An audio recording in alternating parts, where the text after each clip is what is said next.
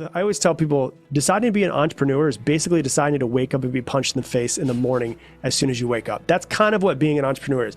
Expect to be kicked in the face multiple times every single day. But you've got to understand, like, I've got my mindset on this thing. I'm not going to give up. And I expect there to be hardships. I expect there to be downfalls.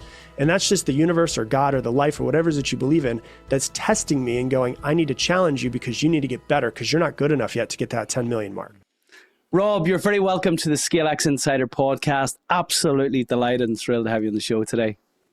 Hey, thanks, man. I'm excited to be here. Yeah, and you're looking remarkably fresh for someone who is a new father. So I tip my hat to you, sir. Congratulations. Oh, thank you. Yeah. My non-negotiable is I have to work out before I get any work in. So I think that kind of helps me wake up and feel refreshed, you know? It's also a lot of caffeine too. I think that helps. There's no doubt.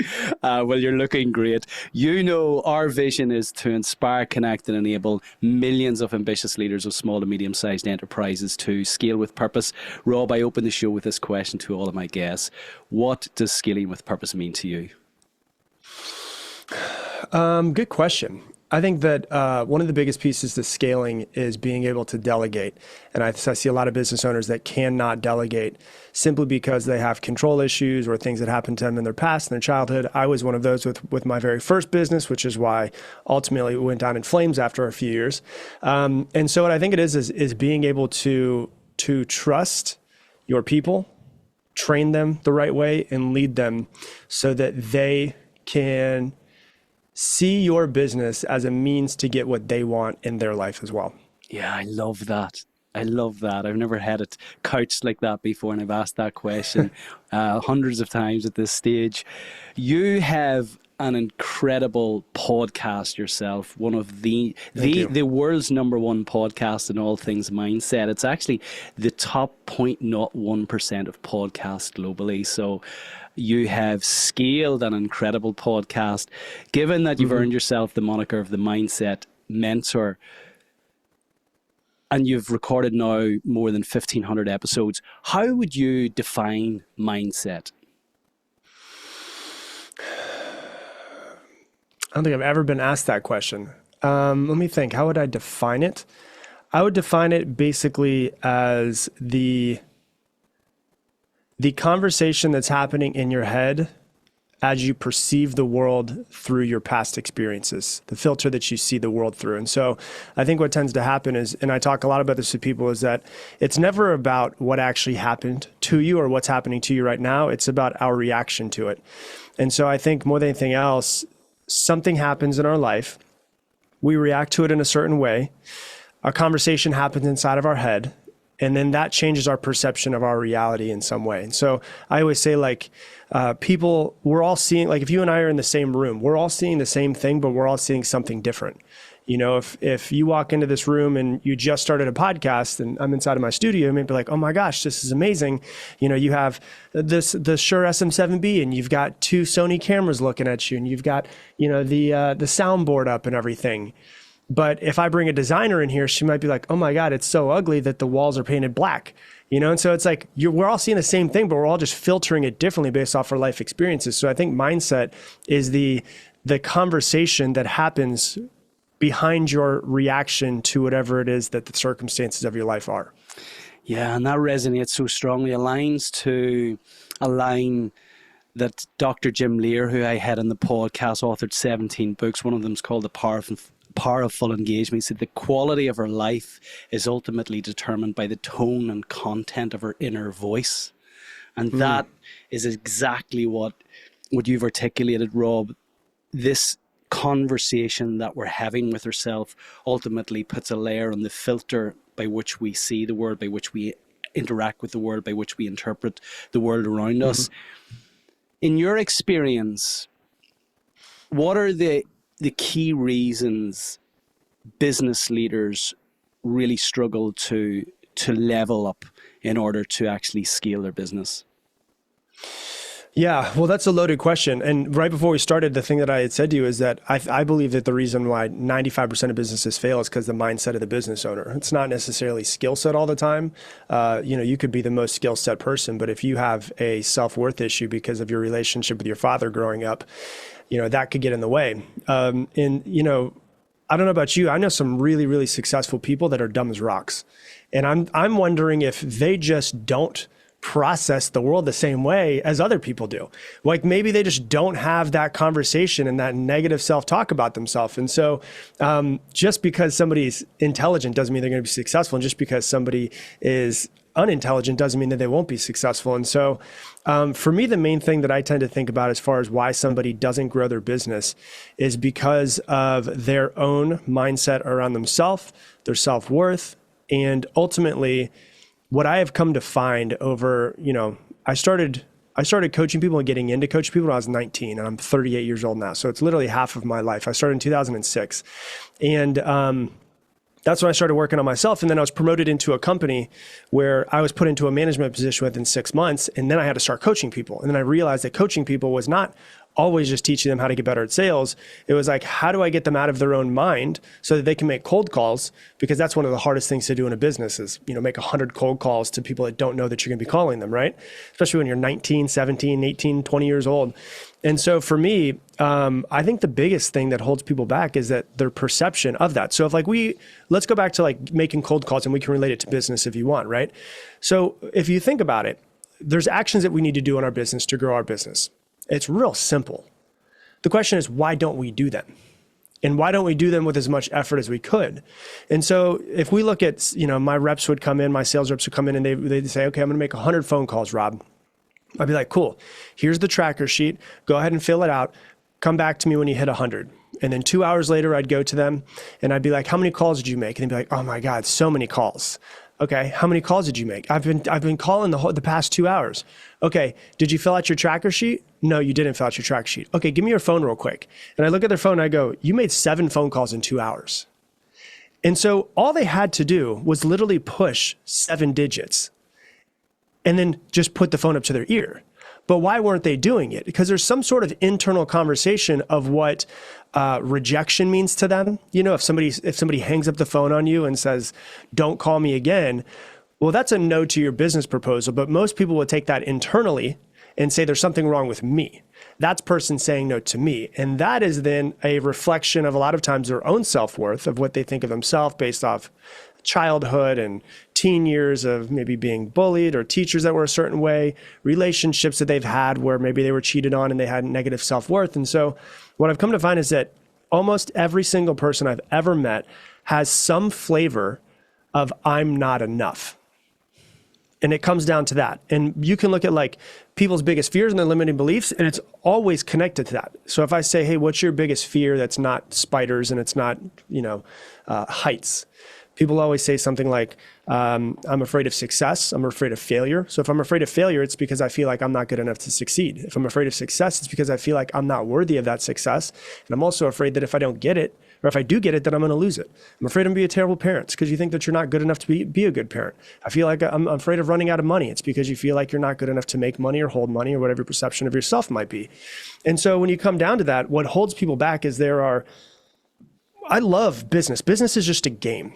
You wake up and you get to play a video game, board game all day long. But the question is, what you need to do. Why are you not doing it? And why are you not doing the capacity that you could? Why are you not doing 10% better than you could every single time? And so I think more than anything else, what holds people back is their own value of themselves, their own self-worth, their perception of themselves, their perception of the world. And we can dive into any of those pieces, but it's really very simple. You have a business. You know what you need to do most of the time. If you don't, you can hire a coach that can teach you exactly what to do in your business. And you know exactly what to do, but the question is, why are you not doing it? And that's what it comes down to. And that's where it usually comes down to a mindset thing more than anything else. Yeah. There's so many ways we can go there. And it's actually a good opportunity. For those listening, you won't be able to see me holding up Rob's wonderful book, Level Up. It was like, there is just every page of this resonated with me, Rob. I absolutely love it. And I appeal to all of the listeners to go out and grab a copy of this. Clearly, you have lived this. It's so relatable and so practical. At the end of each of the chapters, you have journaling exercises, which I found incredibly powerful as well. So well done. You've called out a couple of fears there. Before we get into kind of the underlying what's underlying all of this is that that belief that I am not good enough, what are some of the fears that you see most prominent when you're coaching your clients? For business owners specifically, well, it doesn't even matter. They're all the same. Like everyone, it's funny. I always say everyone thinks they're like a unique snowflake, but there's like 5 people in the world. You just have to figure out what bucket people go into, right? Most common ones are like the fear of rejection, right? People hate to be rejected. And the reason why is because of the fact that it shines a light on an insecurity that exists within them. So they try to do everything they can not to be rejected, right? So the fear of rejection, the fear of failure, which is very similar to fear of rejection. It's the same feeling. The fear of success, the fear of not being loved. Those are probably the 4 most common that I would say I see with people.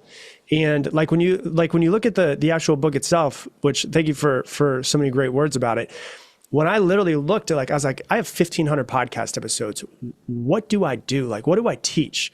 So I had to take a step back, and I was like, I basically try to trick people into taking action towards what it is they want to do. Like, that's what it is. So the original title of the book was called Take Action. And then my publisher was like, that's not that sexy. We need to make it sexier. So it's called, the thing of itself is called Level Up, because I see life like a video game, like you up level yourself. And then the subtitle is How to Get Focused, Stop Procrastinating, and Upgrade Your Life. Get focused, stop procrastinating. Those things are around taking action. And so, it was written for anybody that's trying to grow themselves, trying to grow their business, trying to become a better parent. But I would say those are the 4 biggest ones that really hold people back the most. And the reason why we try to avoid our fears throughout the day is because, as we were talking right before we started this podcast, we were talking about children, and you said they're a mirror for you. Well, the world is also a mirror for you. And so when you go out there, and if you think of the world like this, there's a phrase that Eleanor Roosevelt said. She said, no one can make you feel inferior without your consent. So in order for someone to make you feel like you're not enough, you have to consent to that feeling of not enough. And so the reason why we try to avoid all of our fears is because when we see that failure in front of us, it's because it affects us, is because there's a part of us that we already feel like a failure before that even happened in the first place. So we want to avoid the failure so that we don't come in contact with the way that we feel about ourselves in the first place. And so that's usually the things that I find that hold people back the most from actually taking the action that they want. So it's the fears and the limiting beliefs that they have, also the identity that they have of themselves. And that's a key one, which is who they think they are, which is kind of what we've been talking about. And then, those are the 2 biggest things, is the fear and the identity that they have of themselves more than anything else. Let's get into identity for a moment. And actually, there's a good friend of mine always said it, knowledge isn't power, it's applied knowledge that's power, because if it was just about knowledge, everyone would have 6-packs and be millionaires. We all know how to get a 6-pack, but everyone's looking for some sort of hack. Right. All the knowledge is out there about becoming a millionaire. There's never been as much content, including your own incredible content, to become a millionaire. But there's something holds us back, and we'll get into that. Big part of that is actually identity. For those who hear this word and kind of have never heard it actually explained, what is our identity, and why does it matter in the context of successfully scaling a business? I mean, it's a good question. It's probably the most important thing in scaling a business. And the reason why is because, identity, if you look at it, is your perception of yourself. And so another word for identity could be your persona, who you think you are. And if you look at the word persona, the root word in Greek is, in personality, is persona. And persona was, in Greek days, it was the mask that they would wear in the theaters. And so they're actually saying from the very beginning, it's you and who you think that you are. And so I was actually talking about this yesterday with somebody. It's a really incredible book a documentary I recommend everybody watch. It's called Jim and Andy. And it is about Jim Carrey when he played Andy Kaufman for the movie called Man on the Moon. And they didn't release the documentary for 20 years because of how insane he was during the shooting of this. And so Jim Carrey is a method actor, which means that he never breaks character in the entire time he's shooting a role. Well, he was taking on this character of Andy Kaufman, which for people who don't know, he died in the early 80s. He was a real person that lived. But Andy Kaufman also played other characters. He played a guy named Tony Clifton. He played a couple other characters. And so whenever they were done shooting each day, Jim Carrey went home and woke up the next morning and went back to the studio as the person that he was when he stopped. So if they stopped shooting that day and he was Andy Kaufman, he was Andy Kaufman for the rest of the night. He was Andy Kaufman for the next morning. His dad would call him on the phone. His dad said he would answer the phone as Andy Kaufman, like Jim Carrey didn't exist. If he stopped shooting as Tony Clifton that day, he was Tony Clifton then, which is a completely other crazy character. And so he took on the personality of this person who was once alive. What's really crazy though, when you watch the movie, is that Andy Kaufman kind of had a daughter, and he died early, and it was kind of unexpected. It happened kind of quickly. His daughter felt like she never really had a relationship with him, never had any resolve. So he did like mini therapy sessions as Andy Kaufman with his daughter, so that Andy Kaufman's daughter could get closure. So he like lost himself in this role. And then at the end, he had to like figure out who, if you've seen this massive transformation, like spiritual transformation that Jim Carrey's gone on, it's because he lost himself in this role. And then he's got a quote, and I talk about it in the book, which is, I realized that if I could lose Jim Carrey, because he got done with the 3 or 4 months of shooting, and he's like, I don't know what Jim Carrey likes. I don't know what makes him happy. I don't know what makes him sad. I don't remember his hobbies anymore, because he had lost himself in another role. And he had to rediscover who Jim Carrey was. And he was like, oh my God, if I can lose Jim Carrey, then Jim Carrey's just another character that I'm playing every single day. It's the same as The Mask. It's the same as Ace Ventura, all of that. And so when you look at it, it's like, we think, like everyone listening, this might be the first time people have ever heard it. You think you are who you are, but who you are, the identity of who you think you are, is just who you're waking up and deciding to be every single day. There's nothing, and my favorite quote, one of my favorite quotes is Alan Watson. He says, you're under no obligation to be who you were 5 minutes ago. You could be a completely different person right now than you were yesterday. The problem is you just keep deciding to be the exact same person. So that's your identity. Now, if I have the identity, which I had the idea when I was younger of, I grew up poor. I grew up the son of an alcoholic father. He passed away when I was 15. We never had any money. If I had the perception of like, money's going to be hard to come by, then it's going to be really hard to grow my business if that's the case. If I go with, I have to struggle my way to success, which was my first couple businesses, which was why it was so hard, because I burnt out. I have to struggle my way to success because success is hard. All of that goes into the identity of, okay, well then I need to work 110 hours a week for 3 years straight in order to succeed. If that's my identity, of course I'm going to burn myself out. If my identity is I have to work and struggle my way to success, I've always been poor, I'll always be poor, then my reticular activating system is going to find all the ways in my life where that's true. But if I go, you know what, this is going to be, like when I was writing this book, I had the mindset, which I had heard so many times because it was my first book, of, writing a book takes off years off your life. I've heard people say that before. I lost like 3 years of my life. So I was thinking the day before I was writing the book, I'd flown to Sedona to go write the book and be by myself for a week. I was thinking, this is going to be hard, man. This is going to be so hard. And I had so much like anxiety around it. And I was like, what if I just switch my perception of what it's going to be? And I just said, this is going to be easy and this is going to be effortless. The past 37 years of my life have been built for me to take this book and it's already in my head. I just had to put it on paper. It's not going to be hard. It's going to be easy and it's going to be effortless. It's going to be easy. It's going to be effortless. I woke up the next morning and I finished the first 3 parts. I had the structure of the book done. I had the entire chapters of each book, each part of it done.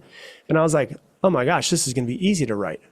Because that was my perception of what it was. I didn't make it hard mentally on myself, which didn't make it hard physically on myself. And so the identity is what we think that we are and who we think that we are.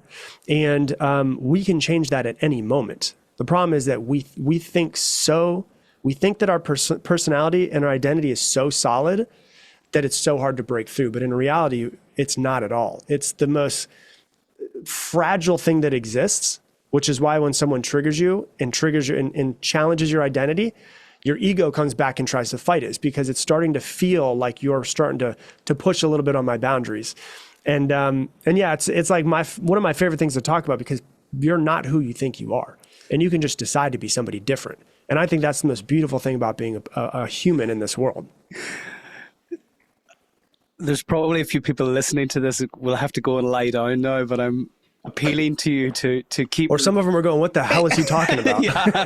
I'm appealing to them to keep listening. So what I'm hearing is essentially we could take the Hollywood script for what it is to be a successful business leader, and essentially method, act our way to being that successful business leader. Mm-hmm. What is required then for us to begin forming an identity that's consistent with a successful business leader? Yeah, so great question. So I'll kind of give you an idea. I have a friend, his name's Todd Herman, and he has a book called Alter Ego. And he was the guy who was Kobe Bryant's mindset coach. And he was the guy who helped him develop the alter ego of the Black Mamba. And the reason why is because Kobe Bryant was going through all of this legal battles and stuff that was happening. And he's like, I feel like I've lost my edge. And he's like, okay, well, what was your edge in identifying and who you want to be? And so he's like, you need to develop a alter ego so that when you step on the, because he had, daughters too. He's like, I don't want to be the killer that I am on the court when I come home to my wife and daughters. He's like, okay, you need an alter ego. From when you step on the court, you are this person. He's like, and so we need to develop a name for it. And so he went to Black Mamba, and that's what he got from it, which is, if you look at like a Black Mamba, it's the black snake that's in Africa that with one bite can take down a lion within like 30 seconds, like just killer. And so that's the mindset that he had of like this Black Mamba mindset. And so that was like the cape that he put on as soon as he walked into, his court that he was on. And so when you start to look at it, the way that you perceive yourself is the way that you're going to start to act. And so the first thing that I recommend for people is like, look at your business and then ask yourself, okay, if I had no self-limiting beliefs, I had no fears, if I had a switch on the side of my head where I could just turn off my fears, my limiting beliefs, and then just take action, and I had 365 perfect days in a row, where could my business be in 365 days? And you plan out like this destination that's like way past your comfort zone, but fully real. If like, say you put Elon Musk into your business and he was running it, right? And he's got 3 multi-billion-dollar businesses. What if you put Elon Musk into your business and where could he get it? Okay, now you ask yourself, why can't you get yourself there? And so you go, okay, I could be at, we're at $1 million in revenue a year right now. That's what we did last year. Well, I could be at 10 million at the end of the year. So then you ask yourself, okay, there is somebody who has gone from 1 million to 10 million in a year. And what I want to do is I want to build out the perfect version of that person. I want to find out how they talk to themselves, how they talk to their spouse, how they talk to their children, what time they go to bed, what time they wake up, how they think about themselves, how they speak to other people, how they speak to their employees, what they eat, how often they work out. I want to plan out this person as meticulously as I possibly can. And that person is going to be like your light post that you're going for every single day. And so when you're thinking to yourself, okay, like if you're, a one-man show, which a lot of people are, right? One man or woman show, and you're a solopreneur, and you've got to make the cold calls yourself, and you're about to sit down and make the cold calls, and you feel those feelings of anxiety pull up inside of you again. Shit, I don't know if I can do this. This is so scary. What if they say no to me? All of this. You say, okay, well, what would the perfect version of me do right now? And you use them as, what would they do? What would they do? And you use them to kind of self-adjust 40, 50, 60 times a day. And all you have to do is just take the action. Don't take the action that you normally would take. Take the action that person who runs that $10 million a year business 365 days from today is taking. And if you just start taking that action, slowly but surely, you actually just start becoming that person, because you become what the actions that you take from the past. So if you fast forward a year from today, and in the past 365 days, you've taken the right action, you will be that person that you were thinking. Now, here's what's really cool about it. When you have this, what you want to call it, alter ego, or your perfect version of yourself, or, it could just be a completely different name. You can name him, Frederick if you want to, right? And you go, what would Frederick do? What would Frederick do? And what would Frederick do? And you ask yourself that question. What happens is there's this thing called enclothed cognition. And it's really an incredible thing. Enclothed cognition, there was a study that was done on children. It's called the Superman effect. And what they did was they gave children a impossible puzzle. So they had like these 5, 6, 7, 8-year-olds come in, and they would say, hey, here's the puzzle. There's a door that needs to be unlocked. Here's all of the keys. Kids would go up and they try to unlock it, and it wouldn't work, and it wouldn't work, and it wouldn't work. And they were watching what the kids were doing, but also what they were saying to themselves. They were saying, this is impossible. I'm not able to do this. This is stupid. I'm so, and they would say these words out loud to themselves, and then they would quit eventually within a few minutes, right? Then what they had children do as well was they said, hey, here's a bunch of costumes. Pick out the costume that you want. And it was like Superman, Batman, Wonder Woman, Dora the Explorer. And these kids, because they were wearing this cape in clothed cognition, they took on the role of Superman. And so when they started doing this, when they took on the role of Superman, their conversation to themselves changed. And they said, so they kept going, and they would go longer than the other children would that didn't have any enclothed cognition, any outfits that they were wearing. And they would sit there and they'd be like, Batman would never give up. I'm not going to give up. Because simply they just decided that they were somebody else. And so you might be like, well, that's a child. They've got better imagination. Okay, sure. And oh, well, that's not realistic. It's something completely you can do. And if you look at it, it's like, you can look at so many different successful people. Kobe Bryant's one of the best versions of it. I was also watching on Netflix, there's an incredible 5-series documentary called Receiver, where it's the NFL receivers. And there's a guy who's like the number one receiver in the NFL. He's real quiet. He's real chill. His name's Justin Jefferson, but he's got this alter ego he calls Jets. And Jets is ruthless, and he's flashy, and he's got a gold grill and a diamond grill, and he wears all of these chains. And so he says, when I become Jets, I'm a different person. And he's got this alter ego. And then you look at one of the other guys that they follow as well. I'm trying to think of what his name is. Kittle is his name. He's the tight end for the 49ers. And you look at, he's got the same thing where he says, when I get onto the field, I've got the exact same routine that I do. So when I step on the field, I'm a fun-loving guy, but when I step on the field, like, I'm a killer, and that's what I do. And it's really cool because you actually get to see the way that his dad talks to him. His dad was his high school coach, and his dad writes him a letter every single game, and he has since he went to college, talking about how he should view himself, how he should view the world, how he should view the game. And you're seeing these people that are just deciding to flip a switch and going, I'm not going to be the old version of myself. I'm going to be this version of myself. And my question to everybody out there is like, if they can do it to be successful, can you maybe get your creativity back that maybe is lying dormant within you that was bashed out of most of us as children, and say, yeah, I'm just going to be Frederick for the next 365 days. And just decide that you're going to be that, and then see how your actions and your habits change when you decide to be somebody else. Something strikes me about that. Everyone expects Jim Carrey to assume the role of another character. We almost expect our sports stars to be superhuman when they go onto the field. You know, for Fred, who's listening now, who has, you know, a pipeline to fill for the next month, bills to pay, he's looking at a team that he's wondering how to make payroll, and we're saying that he should become something that he feels he's currently not.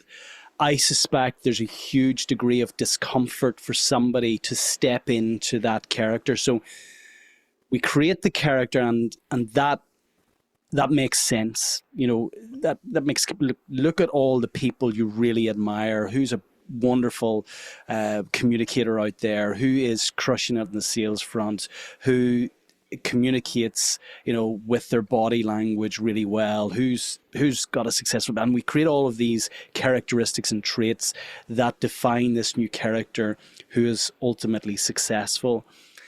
How do we bridge the discomfort from where we are now, the person that we believe ourselves to be now, to become that new person and step into that new identity? I suspect there's a huge amount of discomfort stepping from this character into this character. What advice can you share in how to do that, Rob?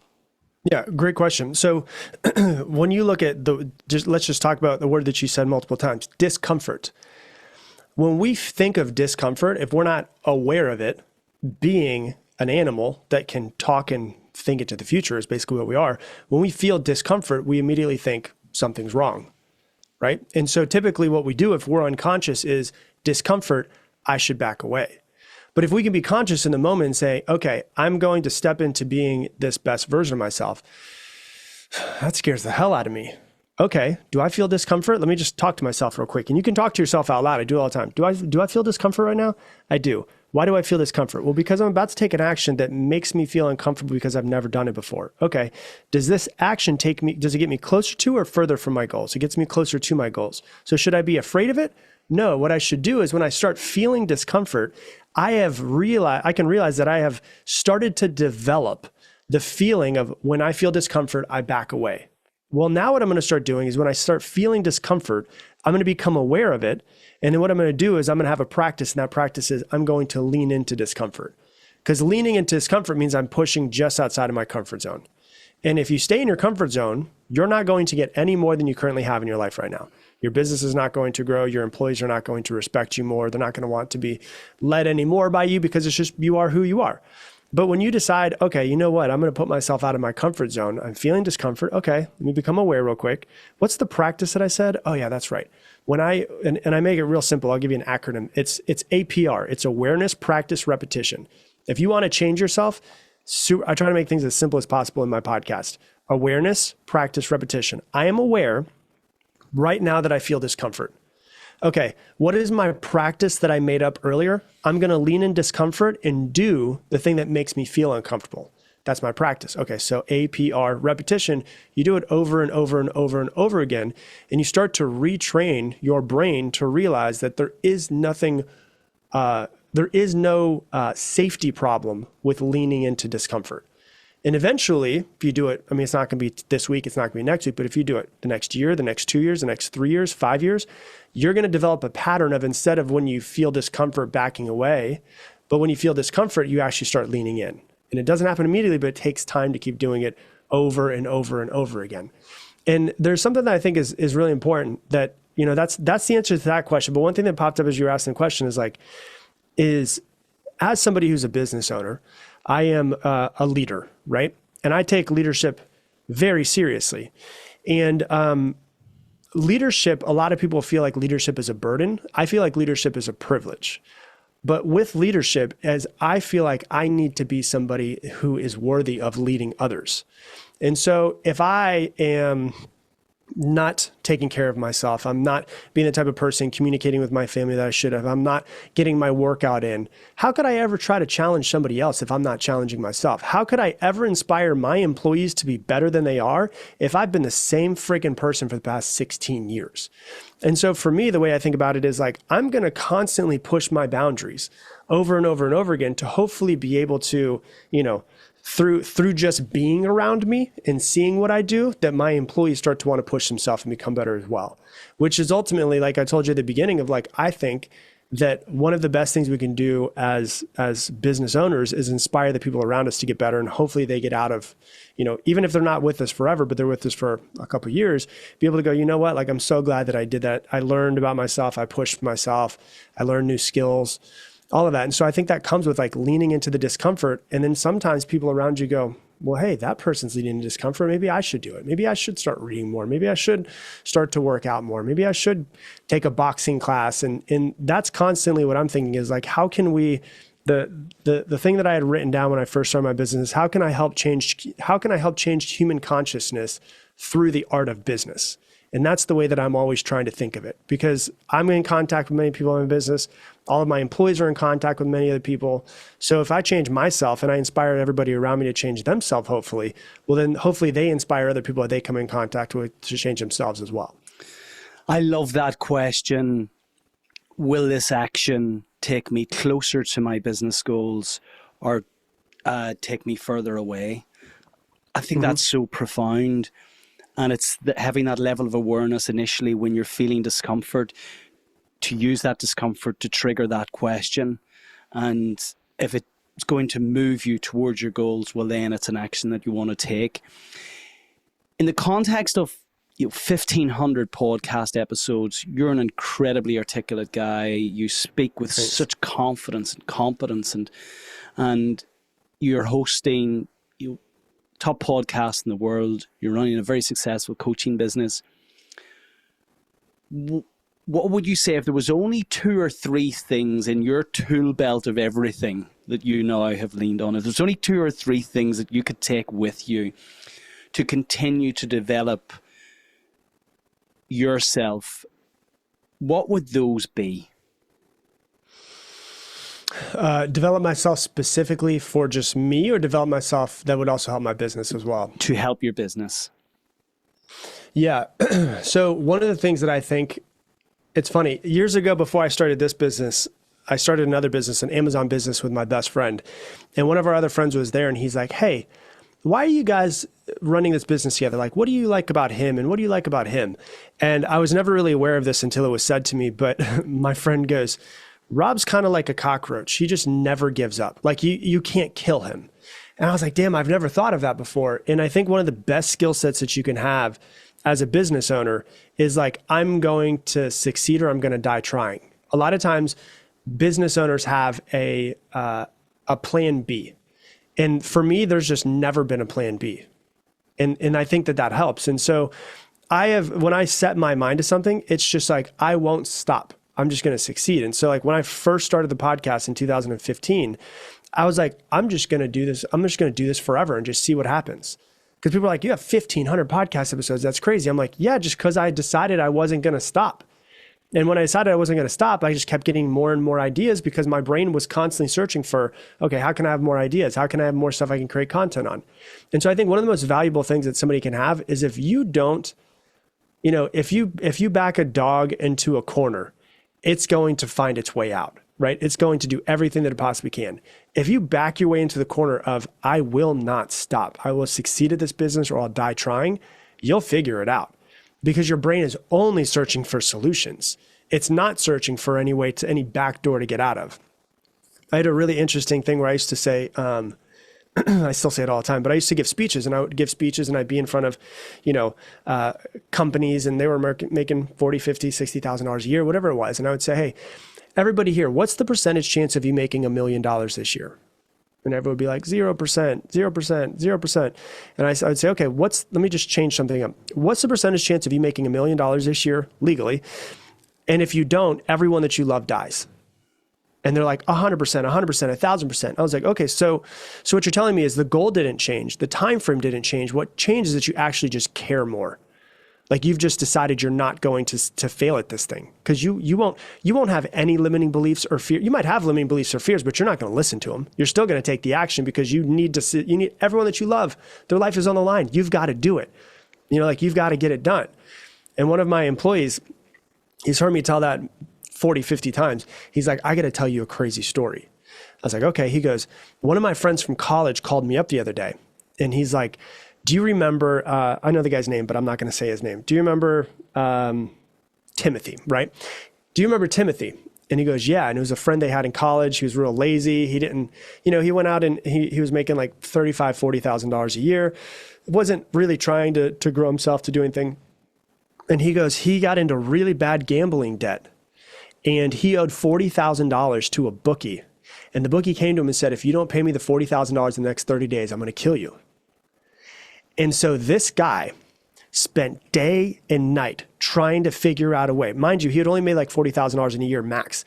He spent day and night trying to figure out how to make money. He knew about cars. He knew about engines. So he started going to, junkyards and finding pieces of cars and pieces of engines, what he could get from it, selling it. And he made $40,000 in a month so he could pay it so that he couldn't die because he had no other option in his mind. I've got to do this.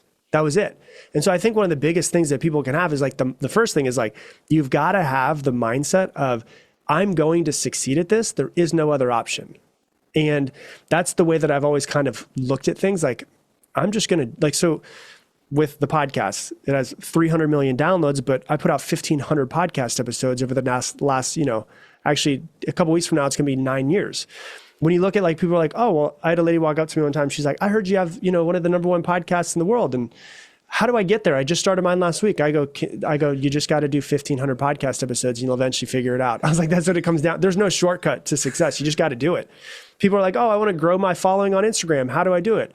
Because I've got, I don't know, like 800,000 followers, whatever it is, but I've also posted 8,000 times on Instagram. And so it's like, all right, we'll post 8,000 times and see where you are.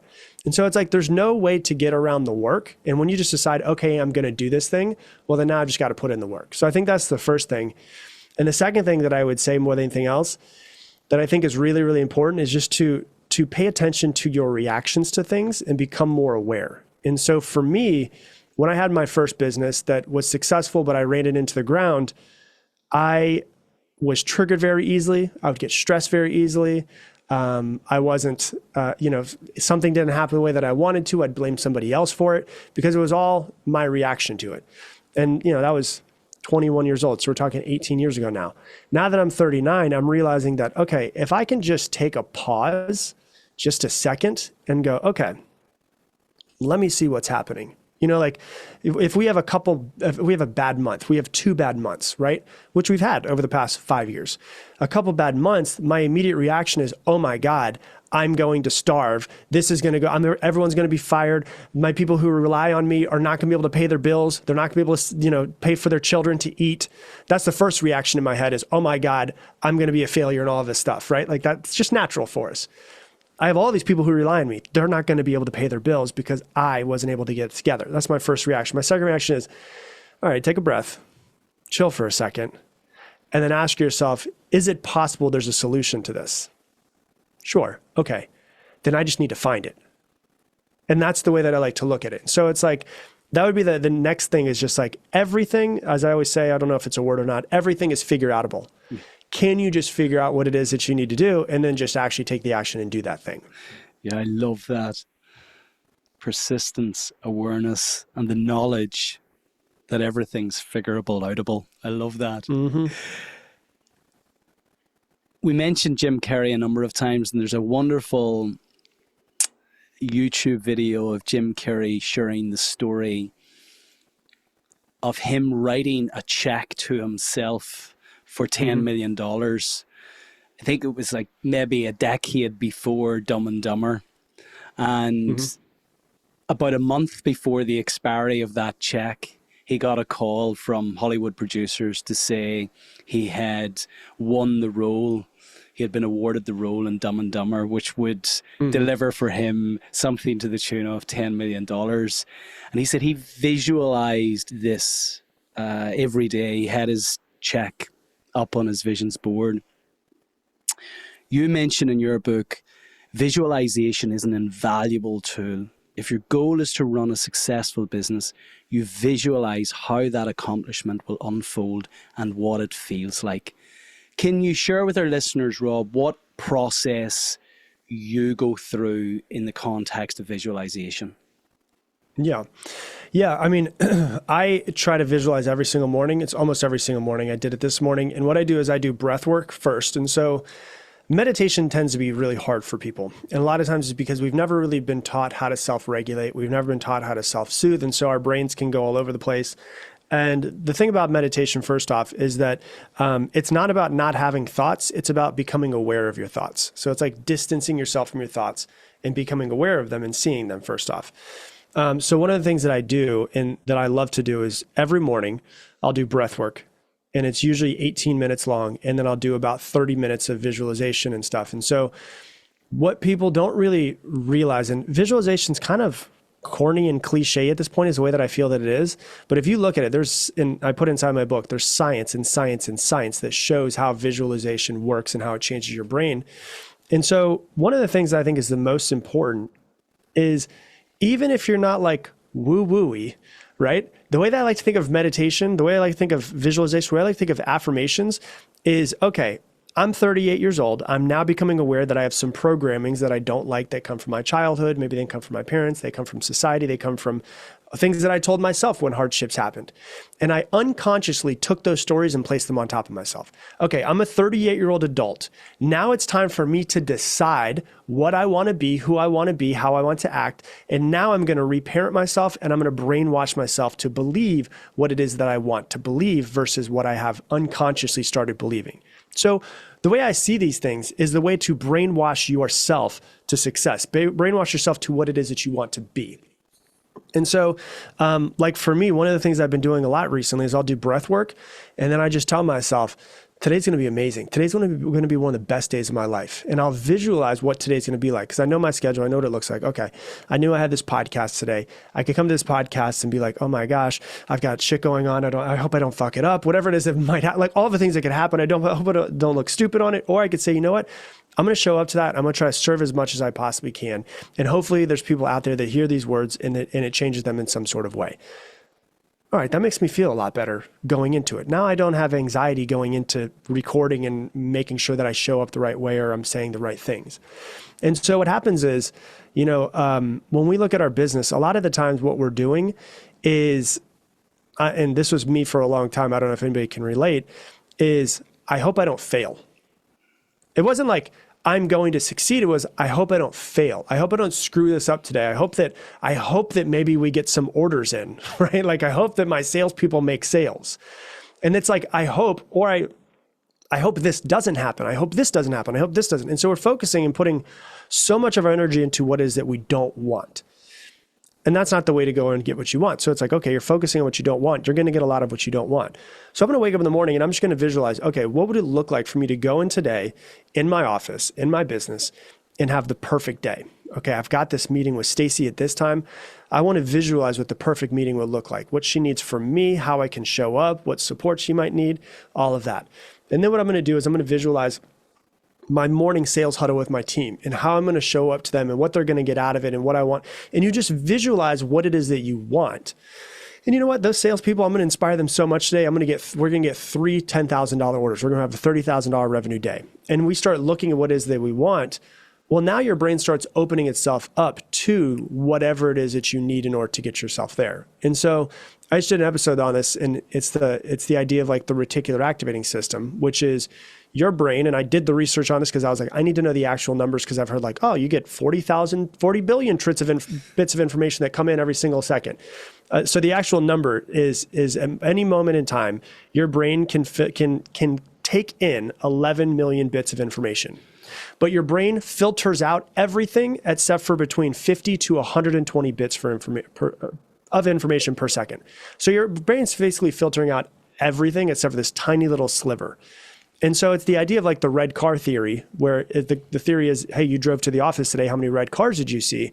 I don't know. Okay, well, let's talk about how many red cars you see on your way home. Well, now you're going to start looking for all the red cars. And so that's what your reticular activating system does. It's in charge of being the filter. It filters out anything that's not relevant to you.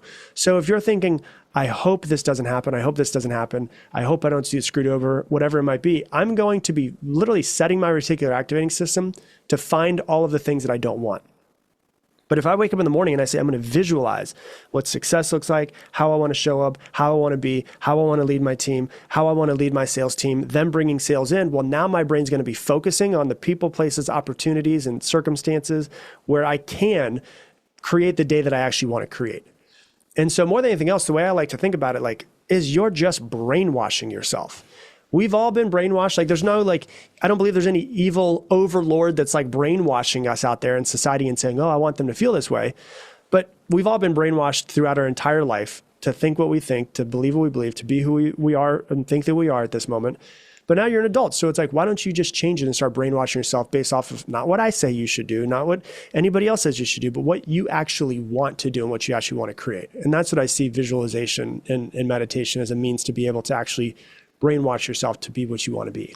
Yeah, I love that. And it reminds me of the little video, people will be able to find it online, of the dancing gorilla. And yeah, I just showed that last week to a bunch of people. It's incredible. I'll not ruin the ending for people, but if they just Google search I think it's the dancing. I think gorilla. It's called, if you go onto YouTube, I think it's called the awareness test. The awareness test. If you test. Look at it, it'll pop up, and it'll show you these guys. If there's a team of people wearing black and there's a team of people wearing white, and they're throwing a basketball around. Watch that video and you'll see it. It's just a visual of everything that you've described when you see what you're looking for, is in essence. And what we're saying here and what I'm hearing is that ultimately you create the script, the Hollywood version of your own life, and start to feel into that and visualize what that looks like. And you will start to see the people, the places, the projects, the opportunities that are aligned to what it is that you're looking for. In the context of the vision for the future, you mentioned that the direction you're heading is more important than the speed you're going. What do you mean by that, Rob? Yeah, so, a lot of times I don't know if anybody else is like that, like me, but when I'll have a call with like my VP of operations and we'll identify something that we need to change, my immediate thought is, why is this not done yet? Right? Like in my head, I'm like, damn it, why is this not done yet? And now I'm stressed because I see this like place of improvement. And now I'm like, damn it, this is going to take 2 weeks to do. Right. And so I get like, my immediate thing is like stress. Oh my God, why are we not there yet? And so what I always say is like, the direction that you're heading is more important than the speed. And so when we look at I coach a lot of business owners. Like, I've trained over 2,000 coaches on how to grow their coaching businesses.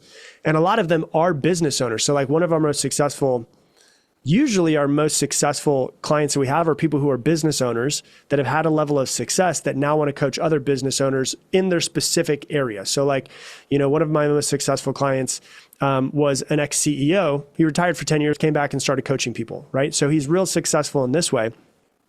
And then we had another one. I had a refrigeration coach. He owned a refrigeration company, had success doing it, said, I don't want to do this anymore. I want to coach other people who are struggling with running a refrigeration company. So he started coaching them on how to do it, right? It's quite niche. And so, yeah, very niche, right? But as they say, the riches are in the niches. If you can get very niche on that, you can be successful with it.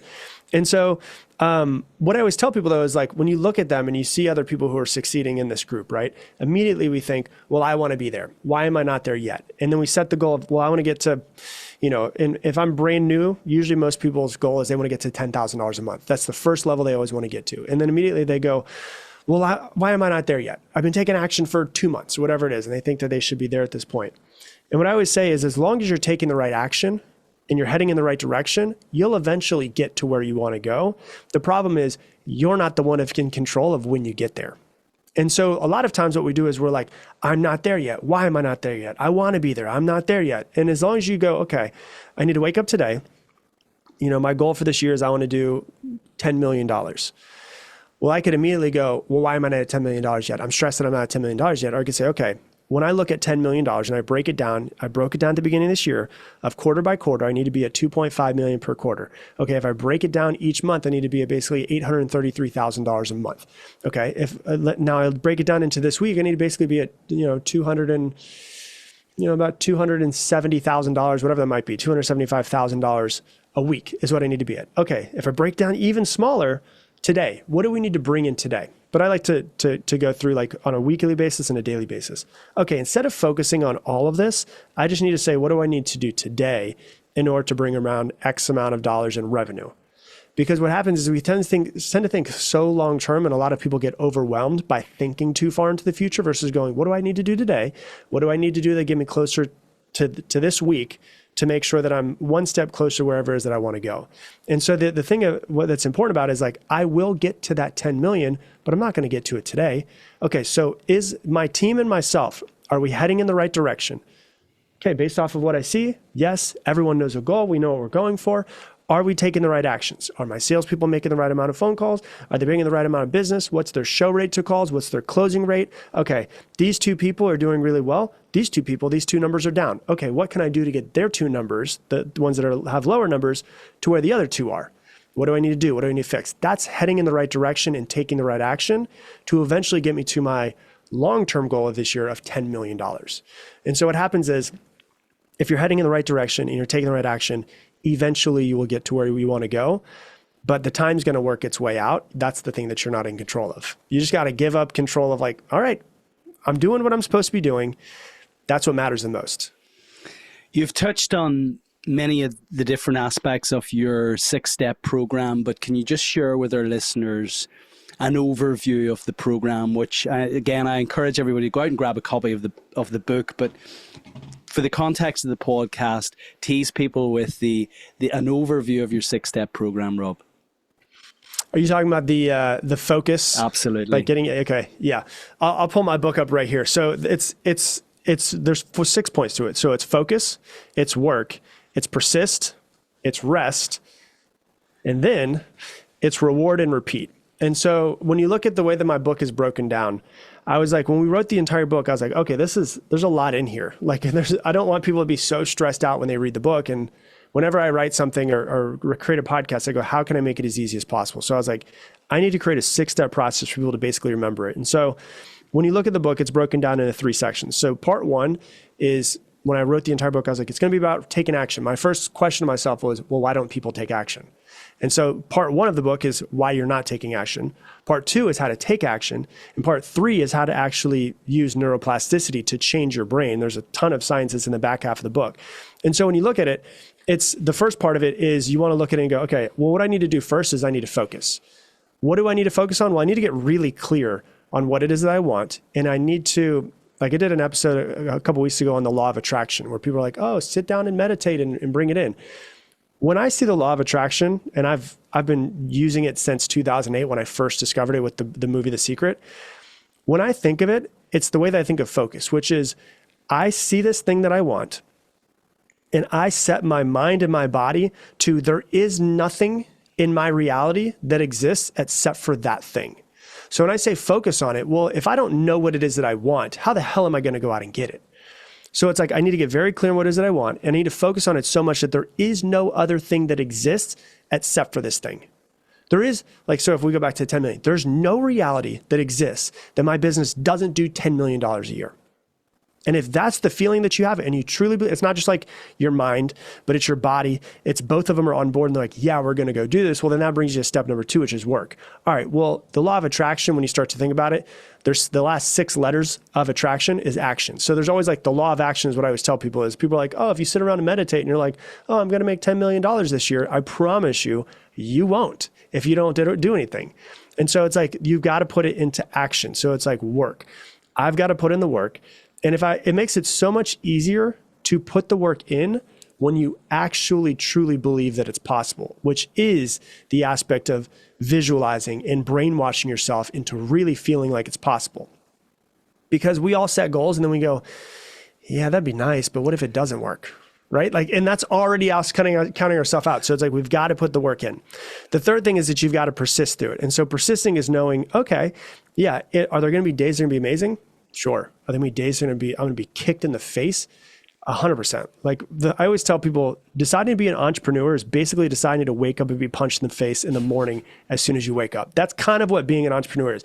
Expect to be kicked in the face multiple times every single day.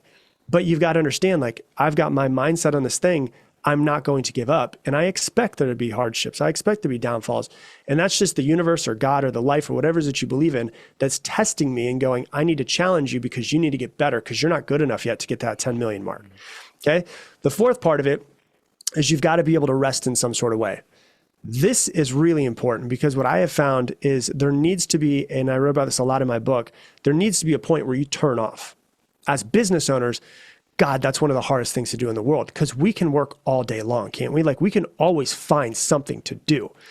And for me, like for my first 3 years of running my own business, that's why I worked 110 hours a week because I only went into it. There was nothing else from 7 a.m. to 11 p.m., Monday through Sunday, even on weekends, even on vacations. When I won trips, I won a trip to Jamaica through my company and I skipped it because I didn't like where my business was at that point. And so I was like, I was obsessed with it. Well, then what happened? I burnt myself out. Right. And so you have to understand, like, we all want to be business owners that are successful, that are able to provide for our family and have experiences.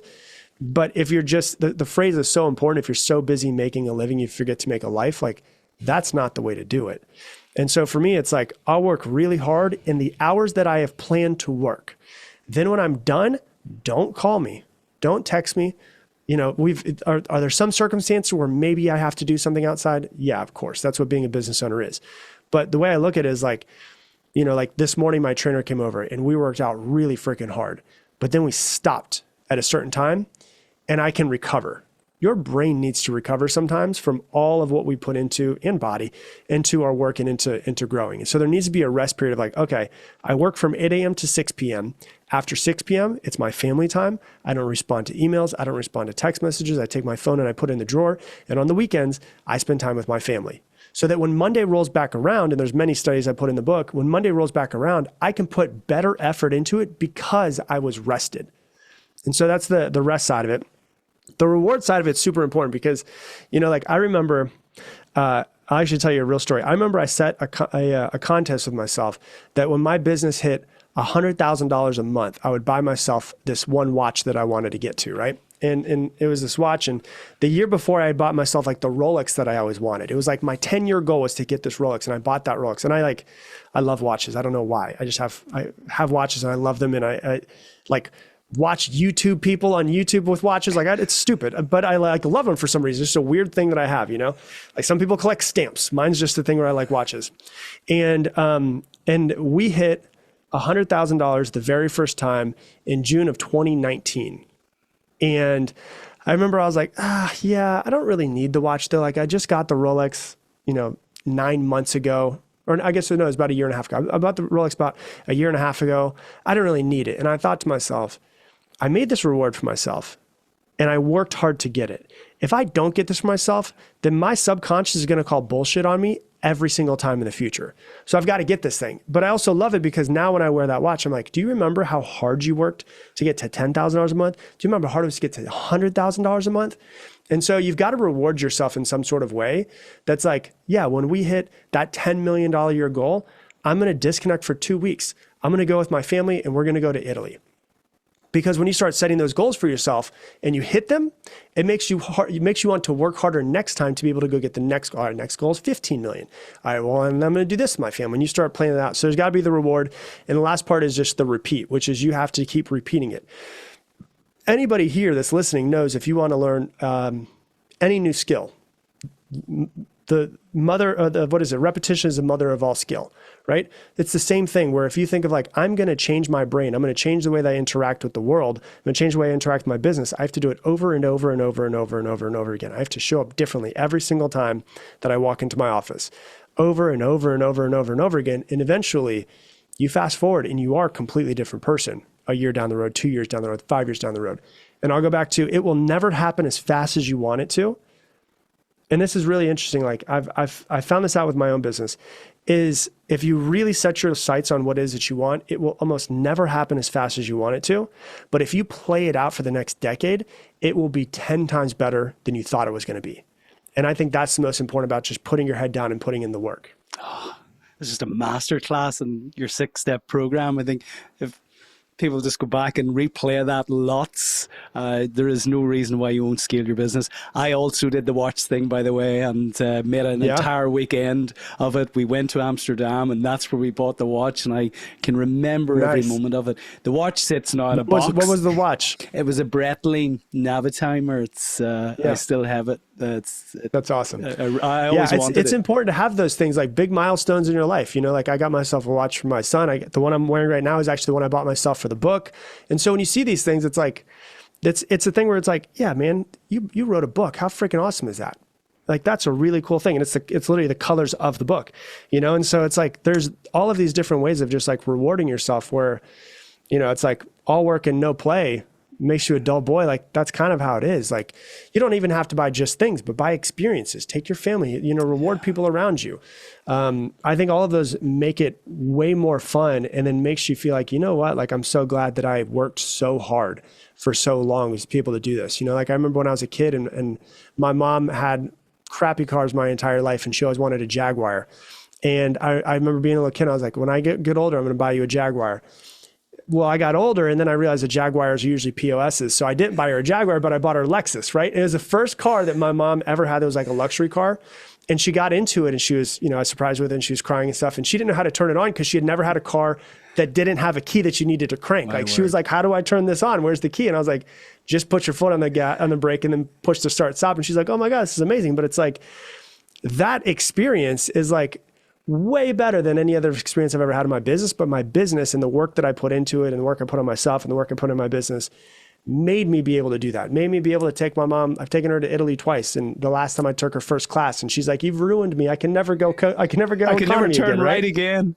Yeah, can never do it again. It's just like but that's what I want. I want to give experiences to people that I love. And I think that's the cool part about working really hard for something. Yeah. And being able to reward yourself and other people around you. And it kind of makes it worth it at that point.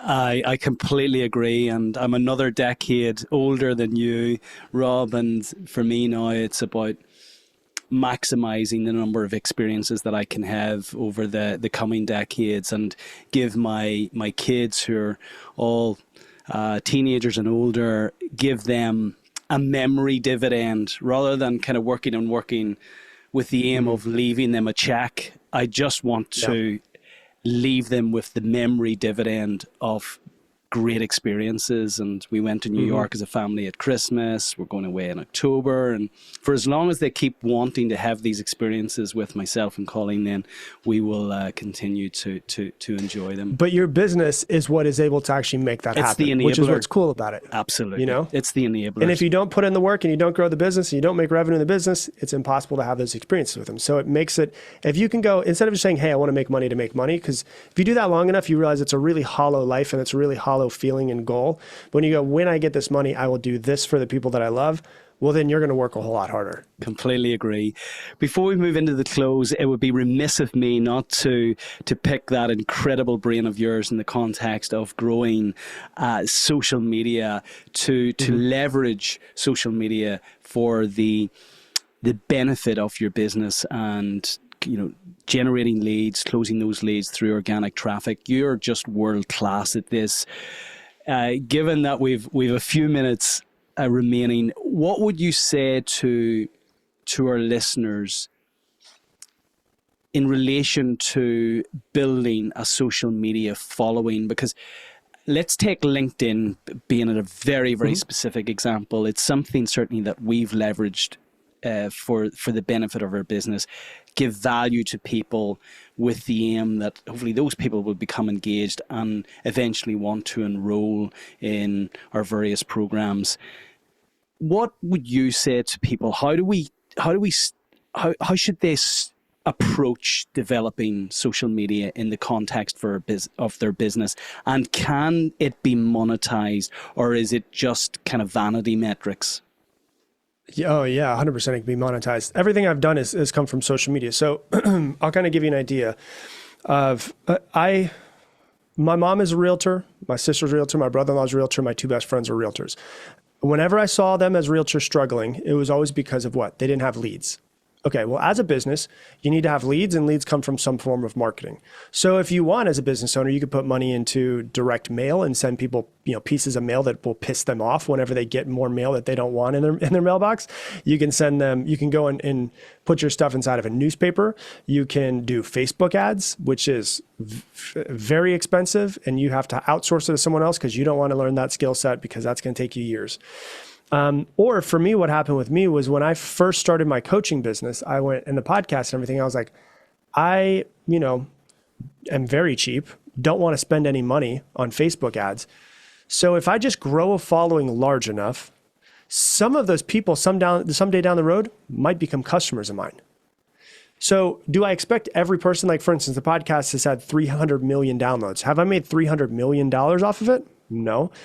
I've made quite a bit. Like in the past, 4 years, my business has done since 2020 over 16 million. So like, that's pretty good. I'm okay with that. But when you look at it, you have to have some sort of leads coming in. And for people to say, I hate social media. Hey, guess what? Me too. But I also hate being broke more than I hate social media. So figure it out. That's the way that I think about it, right? Like if I'm going to take my mindset coach and I'm going to go my business coach, which is just figure it out. Like you need leads for your business because leads turn into revenue and your business is dead if there's no revenue coming in. All right. So figure out social media. And so for me, I was like, okay, I want to grow my podcast. I want to grow my coaching business. I'm going to try to create videos. And this is back in the end of 2015 into 2016. I was like, I'm going to start creating viral videos around mindset. So hopefully people could come in and start following me and listen to my podcast. So what I did was I had the idea of I'm going to grow my Facebook because Facebook was the thing back then, 2015, 2016. And so I started creating content and it wasn't taking off and maybe I get a few followers and a few people listen to the podcast and stuff. But after doing it for a year, I started realizing, when I do this goes viral. People start. And so like one thing we didn't talk about is I've got about between Facebook and Instagram, roughly about 1.5 to 2 billion views online of videos that I've created over the past few years. And we grow by 45,000 people almost every single month, new followers on my Instagram, $0 spent on Instagram. And it's all from the content that I create. So I know at this point, what happened was I started figuring out about 2017, I started figuring out like really, I had my first 1 million view video. And then 2 weeks later, it was 10 million views. And then a year later, I had a 110 million view video. When you have 110 million views, you get 70, 80,000 followers in the next 4 or 5 days. Like, it's just the way that it goes. And do I expect all those people to pay me? No. Are there a certain portion of them that will never pay me? Yeah, a very large portion will never pay me. Are there a certain portion of them that go, I really like this. What else does this guy have? Yes.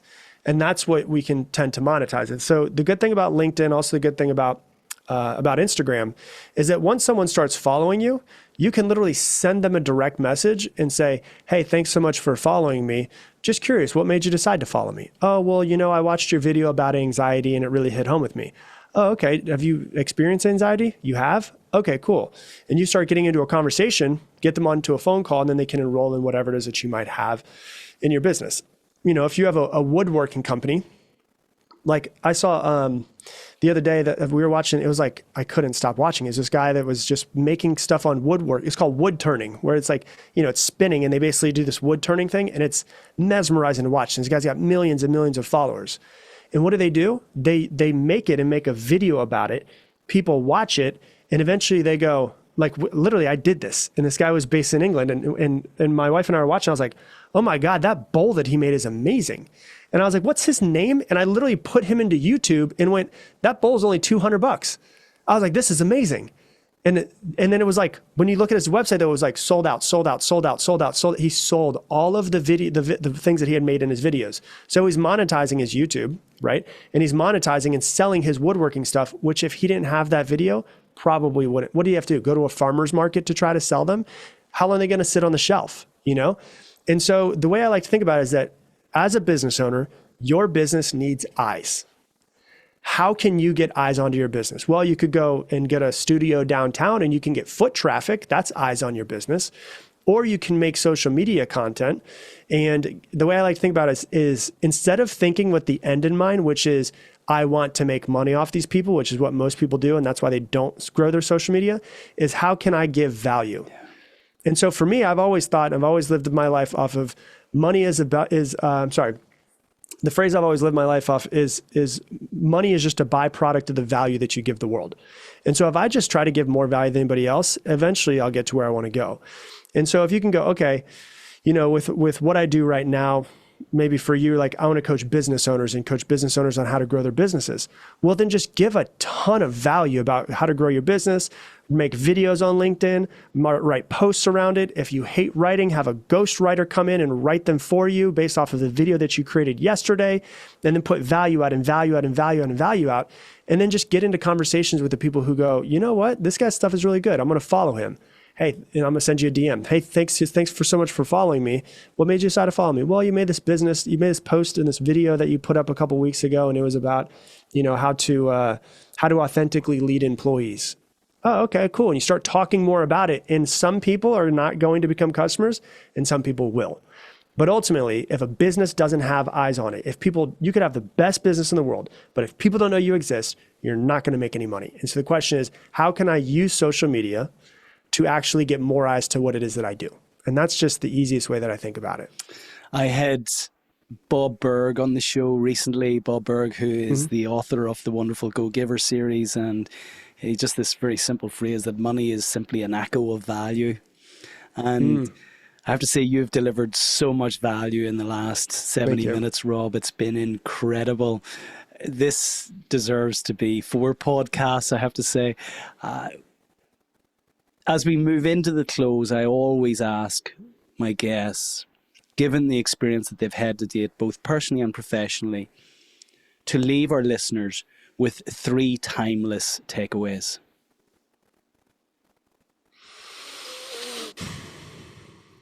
Do we want to gear it towards just life, or do we want to gear it towards business because you have business owners?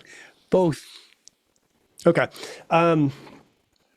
The number one thing you should always do is focus on yourself, which sounds very narcissistic, but what I mean by that is your own personal growth and working on yourself and getting past your own things. Your business will grow. My business I would not be able to do what I do now. My business would not be the level it is if I didn't work so hard on myself for the past 19 years or so. And so my business has become better. My relationship with my wife has become better. Stepping into being a father, I know that that's going to make it way better from all the work that I've done on myself. And so I think that people should focus on themselves first, which sounds like out in the outside world, like, oh man, that's very narcissistic. That's very selfish. Sometimes you need to be selfish with your own personal growth, knowing that when you bring that out to the world, the whole world and everyone you interact with will be better. And so that would be the first thing that I would say. The second thing is another thing that I think is really important for business owners, which is what we said earlier, which is use your business as a means to create the life that you want. A lot of times what we do is we focus on what I always say, we focus on the obligation and not the opportunity. The obligation is, I have to wake up today and I have to make 100 cold calls. That's the obligation. But the opportunity is the life that you could give your family by doing that. What we do is we focus on, oh my gosh, I've got to make 100 calls versus going, but if I make these 100 calls, this is what I can do for my family. And so what I would do is focus on, always connect your actions today with the long-term goals of what it is that you want to create. And it will be so much easier to run your business if you do so. And the third thing that I think is just super important is, let me think of the best way to say it. My very first mentor used to always say this to me, and there was a really tough conversation he had with me when I was probably 21 years old. And basically what it came down to is this: get off yourself and get on your purpose. And what that means is all too often we're focusing on ourselves.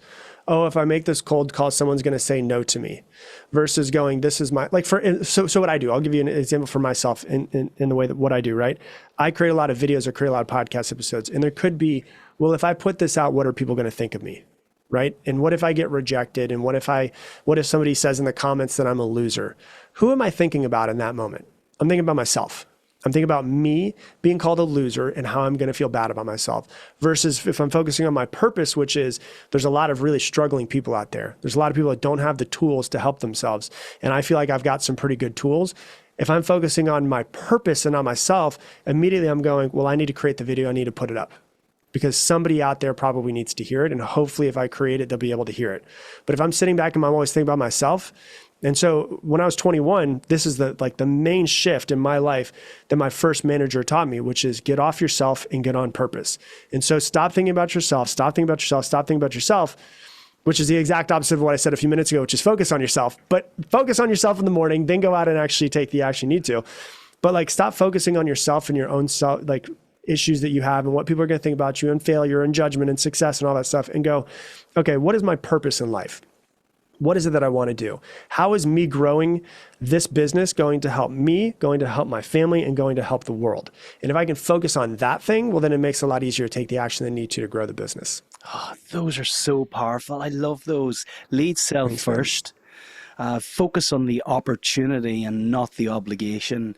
And get off yourself. I always say, get over yourself, get off yourself, and get onto your purpose. Yeah. Absolutely love those. Rob, thanks, man. What is next for you? Because your trajectory is just phenomenal. So what's next? Next thing for me is trying to be the best father that I can be. That's what it is. I've been obsessed with early childhood development and how, I love meeting an adult and being like, why are you the way that you are? I want to know about your mom and your dad and your relationship with them and how you became who you are. And I've always talked about it. I've worked with many clients one-on-one, and it always comes back to their parents, right?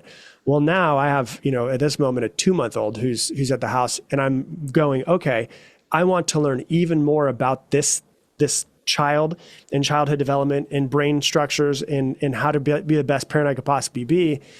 And now I just want to take all of the stuff that I learn and then just start teaching that, because I have a lot of parents to listen to me. I have a lot of people that want to be parents to listen to me. I have a lot of people that are new parents to listen to me. And I have a lot of people who have 17, 18, 20-year-old children that listen to me. And I want to be able to create content to make all of them understand how they can be the best they could possibly be. So there's no rush to it. I have no, hey, I need to get this done by this time. But I'm just kind of living in the moment of what am I learning today? And what am I learning what have I learned this week? And how can I start to help other people who are, raising children? And also in that sense, an adult can look back and say, well, what was my relationship with my parents like? And how was it not the way that I wanted it to be? And how can I reparent myself as, a 40-year-old or 50-year-old adult? And so that's just the thing that's been exciting for me recently. Well, the way you showed up today, if that's a reflection on how you're going to parent as a father, Rob Zane is a very, very lucky young boy. So I want to acknowledge you for the way you've shown up today, the energy that you've brought today, the value that you've delivered. I had really high expectations for this conversation today, and you've exceeded those, Rob. Thank you so much. I wish you every success in everything you're doing. Continued success with the book, with your coaching, and with the incredible podcast. If you're not already listening to the Mindset Mentor, I encourage everyone to jump over there and start listening to Rob. Rob, thank you for today. Take care. Yeah, thank you, man. This was fun. Really great questions you had too, so I appreciate it. Thank you so much. That's a high compliment indeed coming from yourself. Thank you.